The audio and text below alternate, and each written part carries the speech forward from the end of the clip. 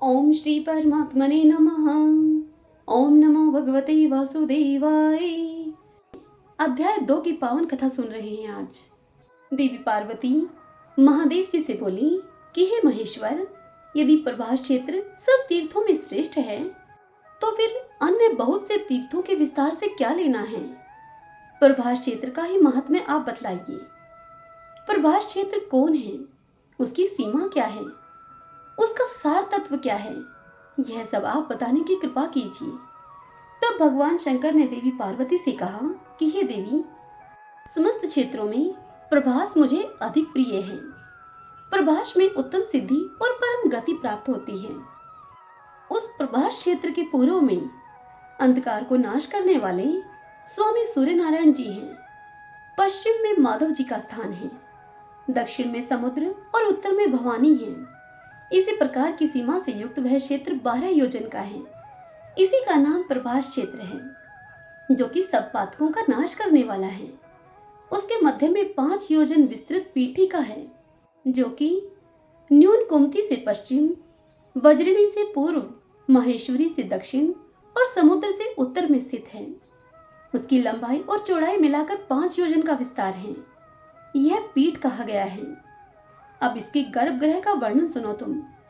दक्षिण से उत्तर की ओर वह समुद्र से कौरेश्वरी देवी तक फैला है और पूर्व पश्चिम में गोमुख से आश्वमेधिक तीर्थ तक उसका विस्तार है। यह गर्भगृह मुझे कैलाश से भी अधिक प्रिय है। इस गर्भगृह की सीमा में पृथ्वी पर जितने भी तीर्थ, बावलियां, कूप, तड़ाग, देव मंदिर, सरोवर, सरिताएं, गड्ढे और कुंड हैं, वे सभी परम पवित्र तथा सब पापों का नाश करने वाले हैं। इनमें जहां कहीं भी स्नान करके मनुष्य स्वर्गलोक में प्रतिष्ठित होता है।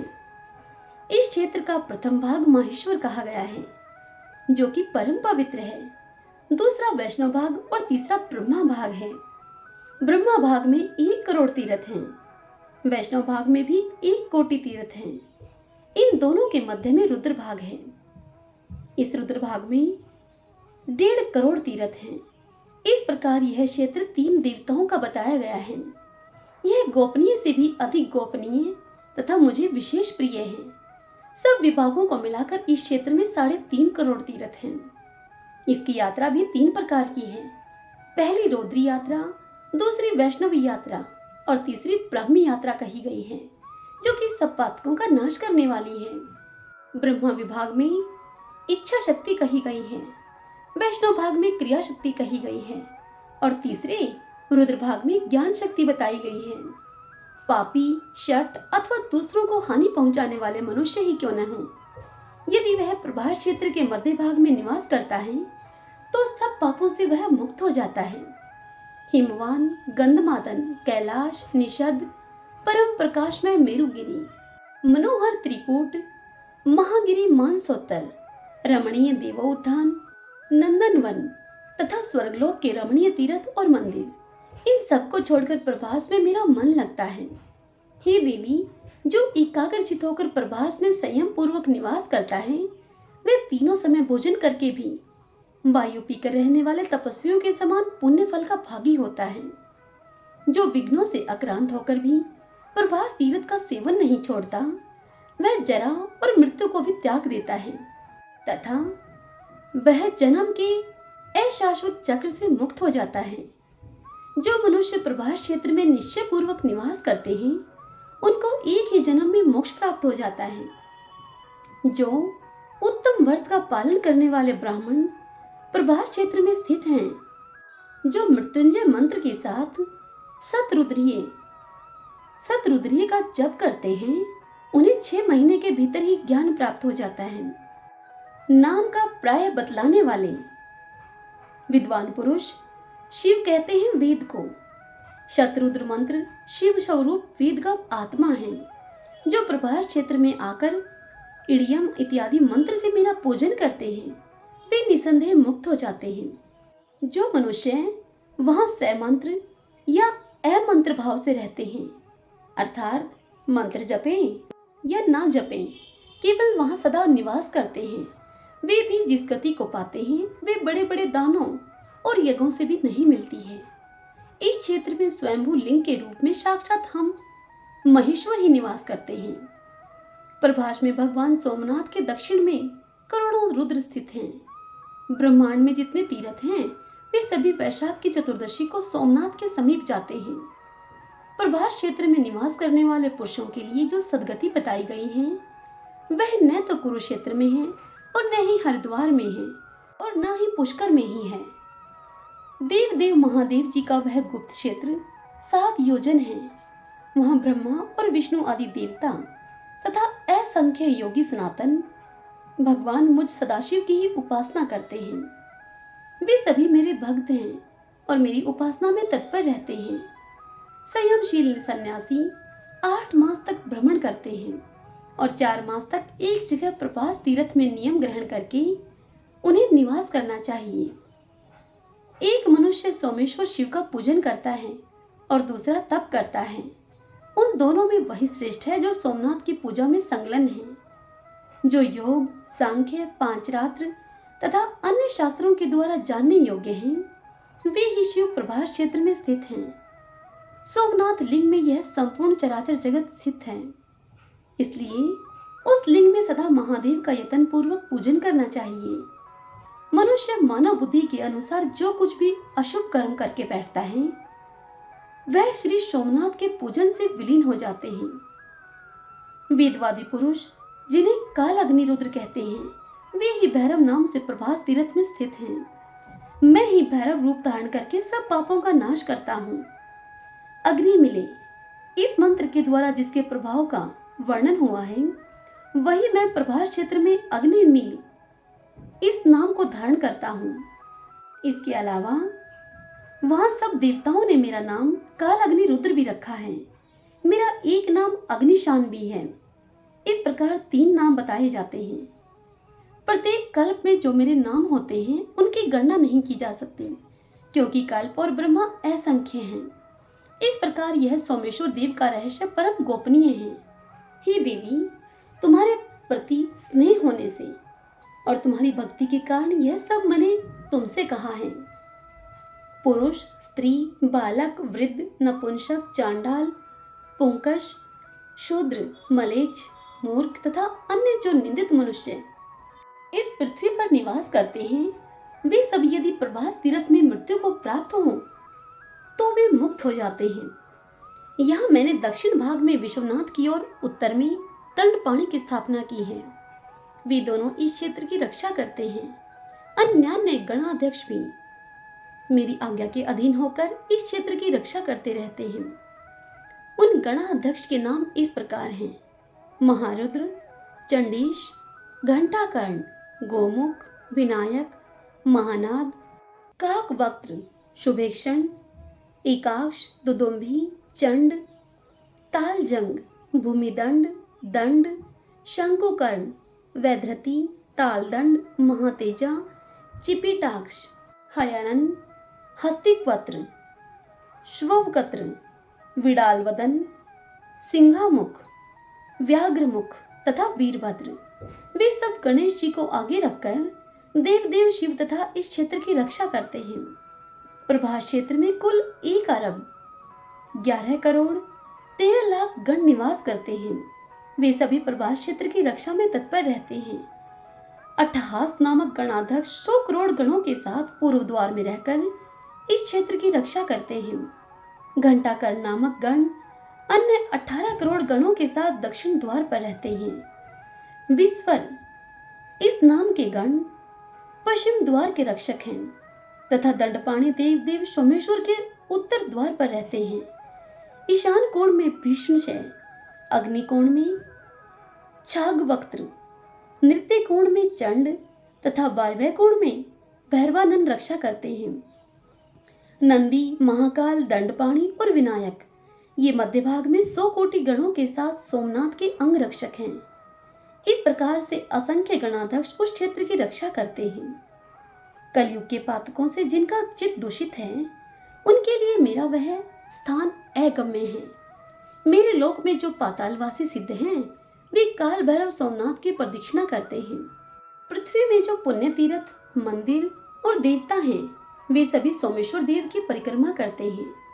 शाकुनी, भारभूति, आषाढ़ी, दंड, पुष्कर, नैमिष, अमरेश्वर, भैरव, मध्यम, काल, केदार, काणवीरक, अट्टहास, महेंद्र, श्रीशैल तथा गया आदि सभी तीर्थ भगवान सोमनाथ की प्रदक्षिणा तथा उनके लिंग की स्तुति करते हैं। जहाँ प्राची सरस्वती हैं, वहाँ 10 सहस्त्र अरब तथा 3 करोड़ ऋषि मुनि निवास करते हैं। जो मनुष्य अपने पाप नाश के लिए यहाँ स्नान करेंगे, उन्हें 10 गौदान का पुण्य प्राप्त होगा।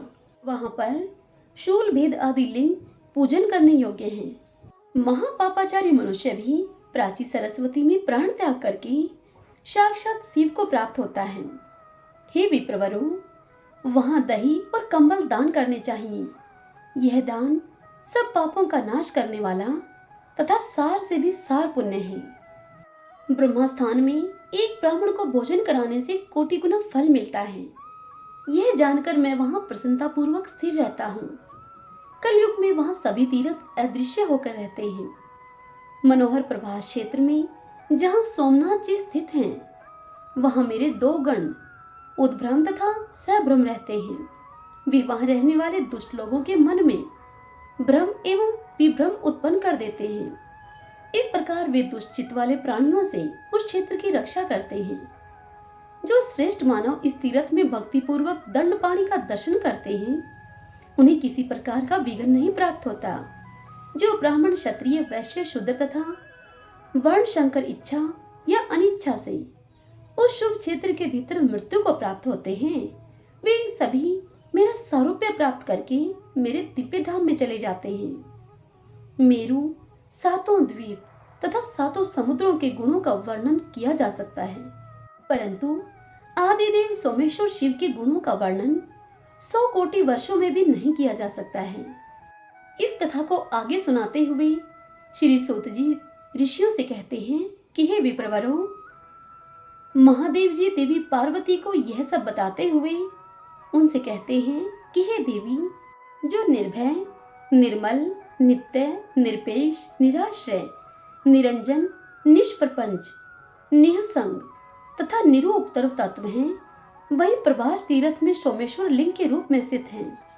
तुम यह समझो, जो मोक्षदायक, अगेय, अनुपम, अनामय, नित्य कारण रूप, दिव्य, निर्लेप, विश्वतोमुख, शिव सर्वात्मक, सूक्ष्म, अनादि, दैवत रूप, आत्म स्वरूप से जानने योग्य, चित्त के चिंतन से परे, गमनागमन से मुक्त, बाहर भीतर व्याप्त, केवल, निष्कल, निर्मल एवं ज्ञान का प्रकाशक है, वही प्रभास तीर्थ में पर्णव में सोमेश्वर लिंग के रूप में स्थित हैं। तुम यह जानो, स्पंद रहित, महात्मा, भावातीत, लक्षण रहित, वाक्य प्रपंच आदि से शून्य, निष्प्रपंच, शिव ज्ञान और ज्ञेय की दृष्टि में स्थित, हेत्वाभास शून्य, अनाहत, शब्दगत तथा शब्द आदि गुणों को प्रकट करने वाले ऐसे विशेषणों से युक्त मुझ शिव को ही प्रभास क्षेत्र में सोमनाथ लिंग के रूप में तुम प्रकट मानो। प्रभास क्षेत्र में शिवलिंग रूपी सोमनाथ को शब्द ब्रह्मा में शांत, अशांत, निरास्पद, सबसे दूर, सबके ध्यान में स्थित, अनादि, अच्युत, दिव्य, प्रमाणातीत, प्रमाण गोचर, अधोगत, उद्रवगत, नित्य, देहस्थित, जीवरूप, हृदय आदि 12 अंगों में स्थित, प्राण और अपान के उदय अस्त में व्याप्त, आग्राह्य, इंद्रिय रूप, निष्कलंक, सूक्ष्म, स्वर का आदि, व्यंजन से अतीत, वर्ण आदि से रहित, निःशब्द, निष्कल, सौम्य, देहातीत, परात्पर, समस्त भूतों के लिए अगम्य, भावाभाव से रहित, भाव भक्ति से जानने योग्य, परम सूक्ष्म, 25 तत्वों की उत्पत्ति का कारण, अप्रमेय, अनंत, अक्षय, इच्छा अनुसार रूपधारी, सब प्राणियों की उत्पत्ति का कारण, बीज और अंकुर को भी प्रकट करने वाला, व्यापक, सर्वकाम, अक्षर, नाश रहित, परम पद, स्थूल और सूक्ष्म सभी विभागों में स्थित, व्यक्ता व्यक्त स्वरूप, सनातन, कल्प कल्पांतर रहित, अनादि, अनंत, महाभूत, महाकाम, शिव तथा निर्वाण भैरव समझो। इतना ही नहीं, उन्हें योग क्रिया से मुक्त, मृत्युंजय, अनादिमान, समस्त उपसर्गों से रहित, सर्वव्यापी शिव, परम अकल, दैवैत वर्जित, अन्य तेज से रहित, प्रभास क्षेत्र निवासी, सूर्य के समान अधिक कांतिमान, संपूर्ण तेजों से अधिक बढ़े हुए, शरणागत वत्सल, ईशान, देव, ओमकार, शिव रूपी, देव देव, महादेव, पंचमुख, वृषभध्वज, निर्मल, मन के अगोचर, भावाग्रहय, उपमा रहित, सदा शांत, विरूपाक्ष, शूलहस्त, जटाधर, हृदय कमल के मध्य कोश में विराजमान, शून्य रूप तथा निरंजन जानो, जो परात पर देव, हंस और नाद कहे गए हैं, वे ही इस प्रभास स्थान में स्वयं विराजमान हैं। हे देवी पार्वती, अपने इस अनादि स्वरूप को मैंने योग बल से जाना है और स्वयं ही इसका निरूपण भी किया है। ये सोमनाथ पूर्वाह्न काल में ऋग्वेद में स्थित होते हैं, मध्याह्न काल में यजुर्वेद के भीतर इनकी स्थिति होती है और अपराह्न काल में सामवेद में और संध्या के समय अर्थवेद में ये विराजमान होते हैं। मैं अंधकार से परे, सूर्य के समान प्रकाशमान, इस अंतर्यामी महापुरुष सोमेश्वर को जानता हूँ। इनको ही जानकर मनुष्य कभी मृत्यु को नहीं प्राप्त होता, वह मुक्त हो जाता है। मनुष्यों की मुक्ति के लिए दूसरा कोई मार्ग नहीं है। हे पार्वती, इस प्रकार महामहिमाशाली सोमनाथ के महात्म्य का दिग्दर्शन मात्र तुम्हें कराया गया है। सूत जी इतनी कथा सुनाते हुए ऋषियों से आगे कहते हैं कि हे महर्षियों, महादेवी पार्वती ने जब इस प्रकार प्रभास की महिमा सुनकर पुनः भगवान शंकर से पूछा कि हे देवदेव, हे जगन्नाथ, भक्तों पर अनुग्रह करने वाले, संपूर्ण ज्ञान से संपन्न हे सुरेश्वर, आपको नमस्कार है। हे प्रभु, इस दिव्य लिंग का सोमेश्वर नाम किस समय हुआ, यह आप बताइए। तब महादेव जी ने देवी पार्वती से कहा कि पूर्व काल में मैं ही स्पर्श लिंग स्वरूप से विद्यमान था। उस समय कोई भी मनुष्य यहाँ मुझे नहीं जानता था। जब प्रलय के बाद महाकल्प का प्रारंभ होता है और ब्रह्मा का भी लय होकर नूतन ब्रह्मा की सृष्टि होती है, उस समय मेरे इस दिव्य लिंग का नाम भी बदलकर दूसरा हो जाता है। अब तक 6 ब्रह्मा बदल गए हैं और अब ये 7वें ब्रह्मा चल रहे हैं। इस समय जो प्रजापति ब्रह्मा हैं, इनका नाम शतानंद है। हे देवेश्वरी, ये ब्रह्मा जब 8 वर्ष के हुए तब से लेकर मेरे इस लिंग का नाम सोमनाथ प्रसिद्ध हुआ है। बीते हुए कल्पों में जो पहले ब्रह्मा थे, उनका नाम विरंची था। उनके समय में इन सोमनाथ का नाम मृत्युंजय था। तत्पश्चात दूसरे कल्प में जो दूसरे ब्रह्मा हुए, वे पदमभू नाम से विख्यात हुए। हे देवी, उनके समय में मेरे इस लिंग का नाम कालाग्नि रुद्र हुआ। तीसरे ब्रह्मा की प्रसिद्धि स्वयंभू नाम से हुई। उस समय सोमनाथ का नाम अमृतेश था। चौथे ब्रह्मा परमेष्टि नाम से विख्यात हुए। उस समय उनका नाम अनामय था। 5वें ब्रह्मा सूर्यज्येष्ठ के नाम से विख्यात हुए। उस समय सोमेश्वर देव का नाम कृतिवास था। 6ठे ब्रह्मा का नाम हेमगर्भ था। उनके समय में सोमनाथ का नाम भैरवनाथ रखा गया था। ये जो 7वें ब्रह्मा हैं, शतानंद कहलाते हैं। इस समय मेरे इस लिंग का नाम सोमनाथ प्रसिद्ध हुआ है। इसके बाद आगामी कल्प में 8वें ब्रह्मा चतुर्मुख नाम से विख्यात होंगे। उस समय सोमेश्वर देव का नाम प्राणनाथ होगा। इस तरह जो जो ब्रह्मा बीत जाते हैं और प्रलय के पश्चात पुनः जो नए ब्रह्मा उत्पन्न होते हैं, उनकी 8 वर्ष की आयु होने तक सोमेश्वर देव का एक नाम रहता है। उसके बाद वह नाम बदल जाता है। इस प्रकार संक्षेप में मैंने तुम्हें सोमनाथ के नाम बतलाए हैं। यह सुनकर पार्वती देवी भगवान शंकर से बोली कि हे देव देवेश्वर, मनुष्यों के ऊपर दया करने के लिए मैं भी आपके साथ बारंबार प्रकट हुई हूँ। उस समय मेरे कौन कौन से नाम हुए हैं, यह भी बताइए। तब महादेव जी ने देवी पार्वती से कहा कि आदिकल्प में तुम्हारा नाम जगन माता था, दूसरे में जगधोनी, तीसरे में शांभवी, चौथे में विश्व रूपणी, 5वें में नंदिनी, 6ठे में गणांबिका, 7वें में तुम्हारा नाम विभूति हुआ है। इसी प्रकार 8वें में शुभ्रू, 9वें में आनंदा, 10वें में वामलोचना, 11वें में वरारोहा, 12वें में सुमंगला, 13वें में महामाया और 14वें में अनंता, 15वें में भूतमाता, 16वें में उत्तमा और 17वें कल्प में तुम्हारा नाम पितृकल्पा प्रसिद्ध हुआ है। तत्पश्चात तुम दक्ष कन्या सती के नाम से प्रसिद्ध हुई। उस समय दक्ष के द्वारा अपमानित होने से तुमने अपने शरीर का त्याग कर दिया। तदंतर वाराह कल्प आने पर पुनः हिमवान ने तुम्हारी आराधना करके तुम्हें पुत्री के रूप में प्राप्त किया। उसके बाद अत्यंत दुष्कर एवं अद्भुत तपस्या करके तुमने मुझे पति के रूप में पाया और पार्वती के नाम से तुम प्रसिद्ध हुई। हे सुमुखी, जब तक इस कल्प का अंत होगा तब तक मैं तुम्हारे साथ कैलाश पर्वत पर क्रीड़ा करूंगा।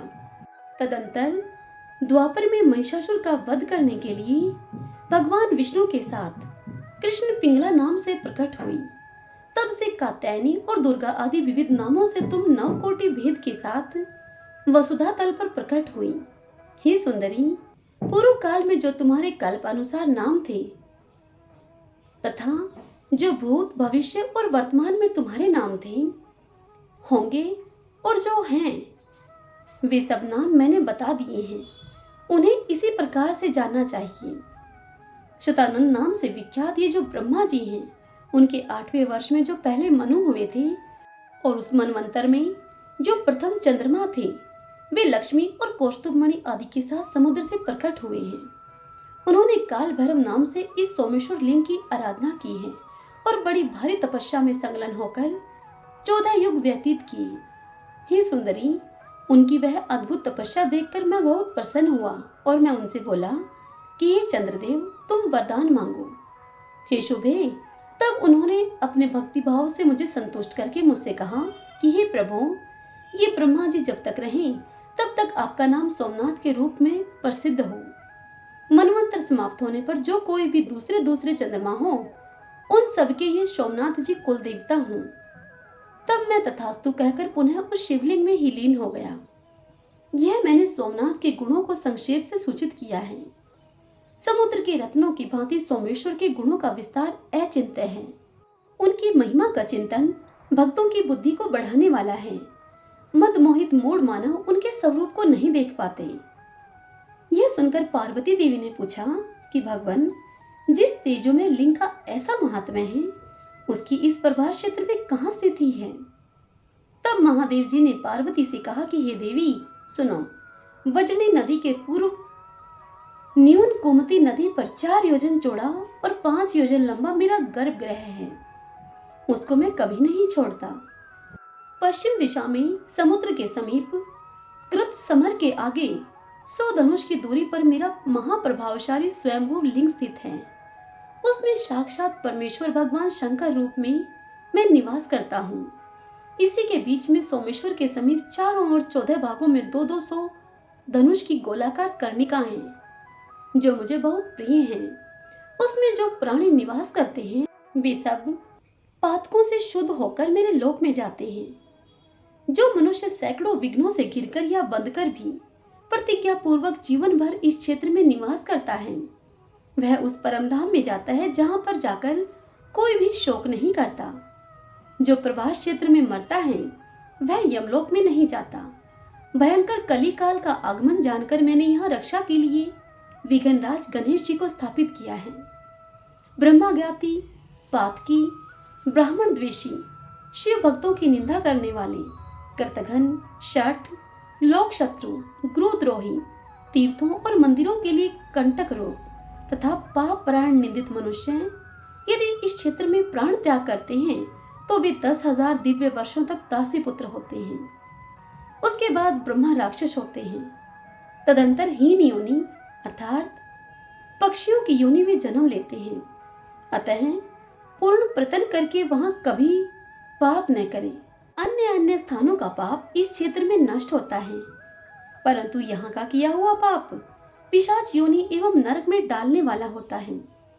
जो मनुष्य अपने चित्त को एकाग्र एवं संयम में रखकर, इंद्रियों को वश में रखकर मेरा ध्यान करते हुए यहाँ सतरुद्रीय का जप करते हैं, वे निसंदेह सिद्ध होते हैं। यदि कोई मनुष्य उत्तम प्रभास क्षेत्र को जाए तो उसे ऐसा प्रयत्न करना चाहिए कि जिससे वह फिर वहां से बाहर न जाए। भूलोक में जो लिंग हैं उन सब में सोमनाथ मुझे विशेष प्रिय हैं। हे देवी पार्वती, इस दिव्य लिंग में जो गुण हैं वे मुझे ही ज्ञात हैं। उन्हें मैं ही जानता हूँ, दूसरा कोई किसी प्रकार भी नहीं जानता।